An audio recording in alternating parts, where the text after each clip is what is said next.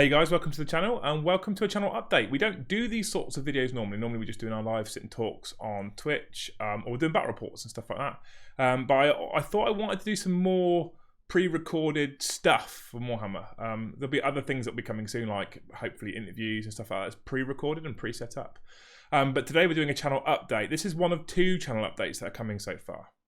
I'm doing this because of a special reason. The guys in Discord already know this.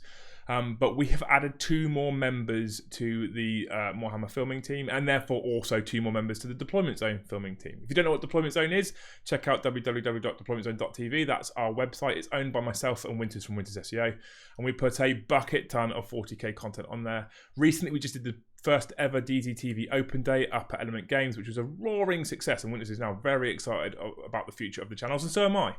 And part of the reason why I'm excited is because of what we've been doing recently with the team restructuring. We've got a bit of a social media campaign going on, so you can go and find us all at Twitch. You've got Warhammer Brom and Warhammer Mikey and myself as Warhammer on, not Twitch, sorry, Instagram. There's more Facebook posts coming, there's more updates, there's lots of stuff that's going on, which is really, really cool. And part of that, like I've told you, is that we're going to expand our filming team. So I thought it'd be a great idea. You already know Mikey P, you already know Brom. I thought it'd be a great idea to get these dudes in front of the camera, have a chat with them and find out a little bit about themselves, where they started 40k, why they play, what they play, all that kind of stuff.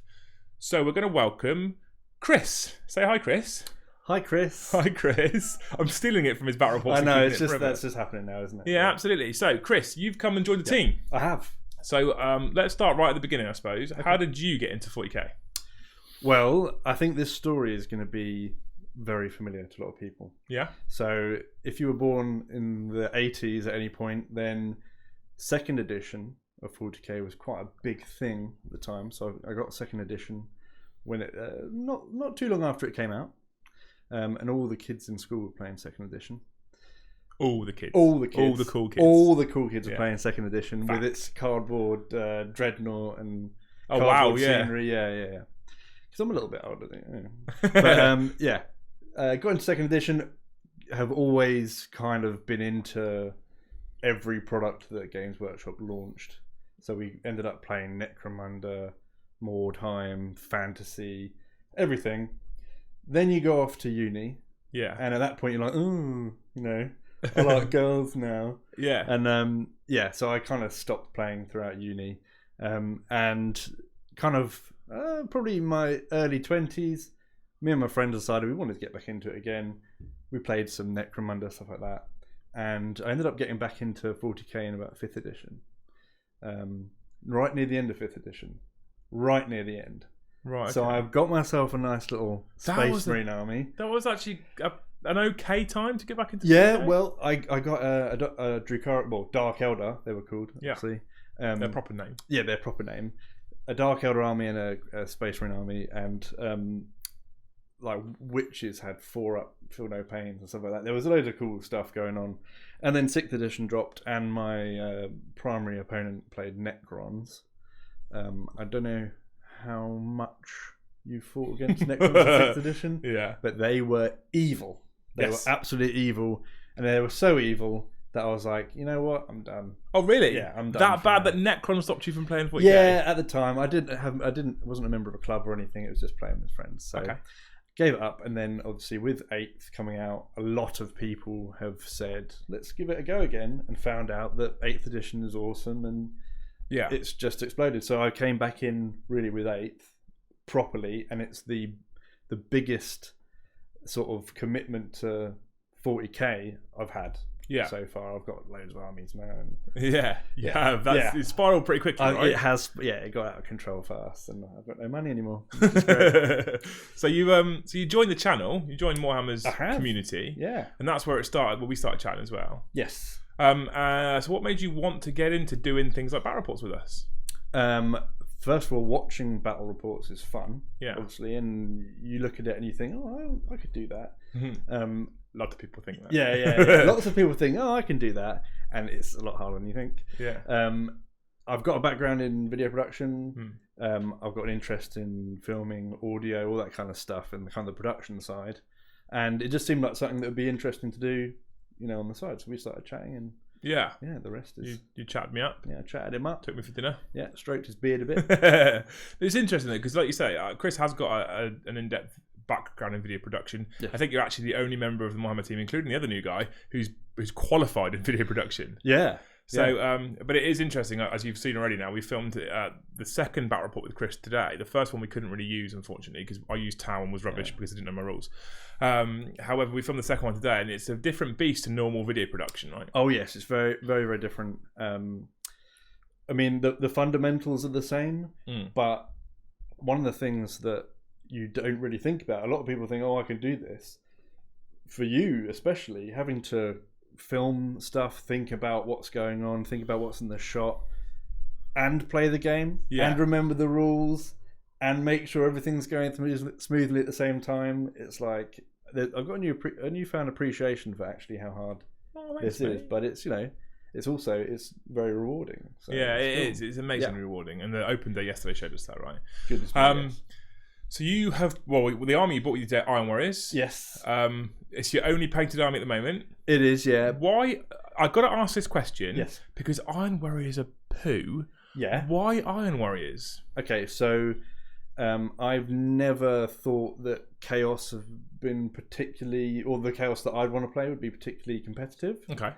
So I was looking around before I chose it. So I joined the Warhammer. I signed up as a patron before I had painted my Iron Warriors, my Chaos. Yeah. So I got new model.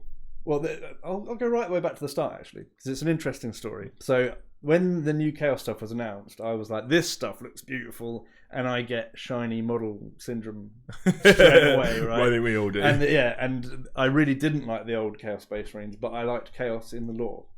From like the Horus Heresy books and stuff. I liked the beginning of it all.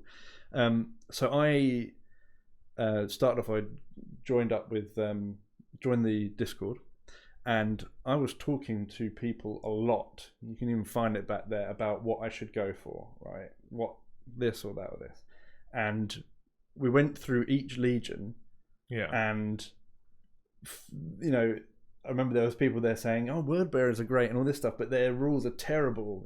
But I play them because I love word bearers. And I was thinking about that. And I thought, you know what? I'm gonna play this faction is going to be like my fun faction. Okay. I'm not going to try and pick the best units I can find. I'm definitely not going to play obliterators with Marcus Lanesh. And wait a minute. What? I didn't say anything. I'm not going to. No, I'm not going to pick the best units I can find. But I bought the Chaos stuff, right? And I did a YouTube search for Chaos versus blah, blah, blah. I can't remember what the search was now. And actually the first Chaos battle, 40k Chaos battle report I saw was Eternal Slaughter. Oh, was it? Yeah. And I thought, I'm definitely not going to get that army. No. And I thought, okay, well, this is cool. I can see how they work. It was really Berserker based. And I was like, I don't want it to be that focused. So all these things kind of drove me to where I wanted to be. And Iron Warriors, I like Iron Warriors. I like the fact that they're brutal, logical, cold and calculated. I like Purty. So I just went for it. And I wasn't too worried about how good they'd actually be. Because when you read the Legion tactic for them, you don't go, oh, yes. You don't. This is the one. Because it doesn't... It doesn't really do anything. It doesn't do anything, and you get +1 to win against things with the building keyword, which is probably the worst rule you could possibly. Looking at that, there's nothing I could be less interested in. I mean, to be honest with you, narratively speaking, it kind of is accurate. Narratively speaking, yeah. But in the way the mechanics work in 8th edition, it's poo. It's completely useless. Yeah, it's rubbish, isn't it? Yeah, ignoring cover's okay. That's not too bad. It's good, when things like prepared defenses came out. Yeah, and things like that. It's kind of cool. It's good if the thing is, it's actually really good in narrative games when you deliberately put a lot of scenery down, or it can ruin them as well. So you turn around and say, "Oh, let's set up a really nice fortress," and I'm like, "Oh God, sorry, mate." It was a complete waste of time. Doesn't actually do anything. Yeah, but no, I like them for what they are. And now I've started to look at other armies. Tyranids were actually the very first army I picked up in 8th. Oh, okay. And I played. So how come you sort of stopped with those and went on to Iron Warriors? What was the big deal breaker there? I'm addicted to buying new models. Oh, okay. No, that's literally it. So because the Tyranids actually they can play in pretty much every phase. They've got lots of interesting combinations you can put together. I played Kronos Tyranids, which I was very shooting focused, and it meant that I won a lot of games because people turned up thinking I was going to be a melee heavy army and prepared for that, and then I'd shoot them to bits off the table, which was amazing, and I really liked it. But at the same time, I wanted to explore what other armies could do, because this is something the whole 40k universe is something I've been into since I was a kid, yet I've never really played it that much. So at this point, I've got the means to play it. I can afford to buy models now that I'm not 12. Yeah. So I thought, you know what, I honestly really want everything. I've got an entire Harlequins army in boxes, sealed, where I wanted to play Harlequins, got all the Harlequins, and before I'd even opened the first box, I was like, "Tout." Yeah, I'm a little bit like that. I'm not quite that severe. I tend to get the boxes open, start building, and go, "We're bored now." Next one. Yeah. That's cool. And now, if you're going to be a regular battle report filmer for Warhammer and DZTV, now you've got an excuse to get more armies. Now. Exactly, yeah. So I'm going to go back. I'll paint up my Tyranids. Yeah. I need to paint up commission the Harlequins. Yeah. I kept telling myself, I was like, you know what? The Harlequins are going to be my project for when I get really good at painting. Yeah. I'm never going to be really good at painting, so that's never. I don't know. Your Iron Warriors, apart from one squad, your Iron Warriors are they're quite nice. To be fair, they look really good. They look really good on camera as well, which is cool. Well, thank you. Nice. And they were really good fun to play against as well. Chris, like everyone on the channel, pretty much is more into the narrative than competitive play. Absolutely. Have you ever done a tournament? No, I'll be doing my first one. So you're coming to Confrontation winner. They are really good fun if you go with the right attitudes. Because we're not competitive players. No. I want to go somewhere middle point, I think. So I want to take an army that could do well, but also it can hold its own. But you're going to enjoy playing it as well. Yeah. And people will enjoy playing against it. Exactly. Yeah. So there's nothing more heartbreaking than just taking models off the table for the whole game. No. So, and one of the things we like to do when we play on the channel, as you guys I'm hoping already know, is you want both people to have fun. Exactly. Because if both people have fun, there's better spirit to the game, there's a better atmosphere. I think it comes across when people watch it as well, and more people enjoy watching it as well. And we have a lot of fun. We do, yeah. And the game for me has never been about the game solely. It's always been about meeting up with a friend. Up until very recently, I'd never been to a games club because I'd always played with a friend. It was like getting a board game out, but you get your own army out and you hang out and have a few drinks or whatever. Yeah. So it's always been a social thing for me as well. Yeah. So yeah, I mean, now I'm learning more about how it plays. I might do a little bit of the sort of tournament stuff, but yeah, as long as we're all having I'll tell you what, in all seriousness, if you're not someone who wants to go really hard at the ITC, tournaments are also a really good way to meet loads of dudes who are like-minded and just want to enjoy yourself and have a good weekend of gaming and a good bit of a retreat from the real world, which is really cool.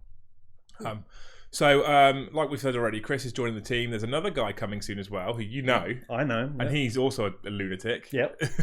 An absolute Absolutely, lunatic. Yeah. We have just filmed Chris's first ever game that will be live. It'll be on deploymentzone.tv in a couple of weeks after this video is up and live on YouTube. So if you want to see the first game against the Iron Warriors, where I took those that whisper, the Dark Craftwell painted by Rob Not Steve that was on Winter's SEA, I think, or was it just on Deployment Zone? I don't remember. But anyway, if you want to see that game, you have to head on over to Deployment Zone and subscribe to that. Before we finish this off, however, because we've done a little bit of introduction work, Chris, yes, give us a random fact about yourself.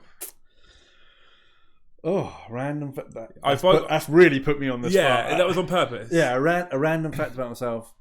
First of all, I was born. I'm gonna give you loads. I'm just gonna keep going until you stop me. Okay, I've got all night. Okay, I've only got one. I was born in America, and I started life with an American accent. Did you? And yeah, it's gone completely. I mean, I've heard the accent before where you've done it, but I didn't realize you started life with it. Yes, started life with that accent. Oh, so wow, I was originally like, "Hey there, guys." Yeah. Not anymore. But perfect. And another thing that's interesting with Chris as well, which is something we've not had at Warhammer before, you were quite into AOS as well, right? I am. I've got 3 AOS armies. Really? Yes. So perhaps this could be a little bit of a resource that we could tap into. Maybe. For more Hammer. And we diversify the content. Because you can also do things like editing and what have you. Very exciting. Very exciting. Thanks for coming and talking to us about you. I know you were here filming anyway. But it's really cool because you guys are going to see him a lot more, and you'll see him on podcasts and you'll see him on battle reports and stuff. Yep. So for me, it's really important that we tell you guys who this dude is and what he's doing here and why you're seeing more of him. We are expanding the team, not really aggressively, but we are expanding it. Because it means that with more regular people to come and film, there's more people for you guys to engage with, and more people that you can get excited about seeing their armies and stuff. Also, selfishly, takes a little bit of work away from me as well, which is really important. And these guys will also be regulars on deploymentzone.tv.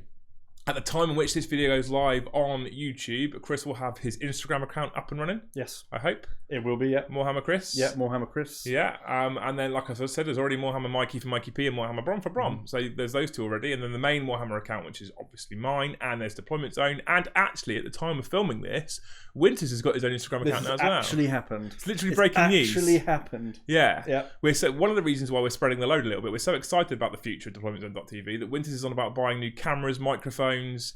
He's got very excited. Yeah. He's got giddy. Yeah. Hasn't he? You've seen him. He's got giddy. He was definitely very giddy on Friday. He wasn't giddy. That was just blind drunk. So anyway, we're going to do the introduction and the announcement video for the next guy we're bringing on board as well. I hope you guys appreciate the fact that we want to show you who these people are and get you to know them before they become absolute stone regulars on the channel. Because ultimately, if you turn around and tell me you hate them, I'll just get rid of him. Please don't do that. So if you do enjoy what we do and you do enjoy watching Morehammer, then please don't forget to check out www.deploymentzone.tv. Like I said to you already, that's our website. There's loads of stuff on there. We're trying to point everyone to deploymentzone.tv. The open day was genuinely incredible. I cannot believe the feedback we had. I was ever so humbled by it. It's amazing the support the channel's already got. There's a load more coming from us now. We are reinvigorated after that open day. We are going to be running the open day annually as well. Next year, we're already talking about a 2-day event. We didn't think we'd have enough to fill a day, and we did.